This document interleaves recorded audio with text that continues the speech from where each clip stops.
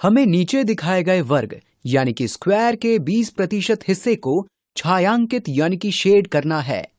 इसे हल करने से पहले आइए समझ लेते हैं कि प्रतिशत यानी कि परसेंट का मतलब क्या है।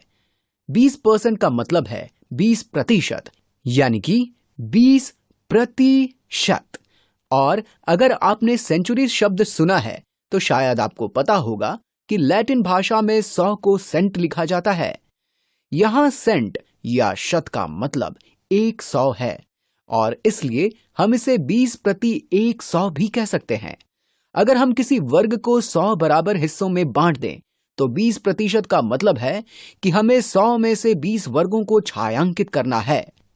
तो यहां पर कुल कितने वर्ग बने हुए हैं? अगर हम क्षैतिज यानी कि हॉरिजॉन्टल दिशा में गिने तो यहां पर 1 2 3 4 5 6 7 8 9 10 वर्ग हैं। अगर हम लंबत्व यानी कि वर्टिकल दिशा में गिने तो यहां पर भी 1 2 3 4 5 6 7 8 9 10 वर्ग हैं। यानी कि ये एक 10 गुणा 10 का वर्ग है और इसमें कुल 100 वर्ग बने हुए हैं। हम ये भी कह सकते हैं कि ये एक बड़ा वर्ग है और ये 100 छोटे छोटे वर्गों में बटा हुआ है। इसलिए 20% हिस्से को छायांकित करने के लिए हमें 100 में से 20 वर्गों को छायांकित करना होगा। इसलिए यहां एक वर्ग को छायांकित कर लेते हैं।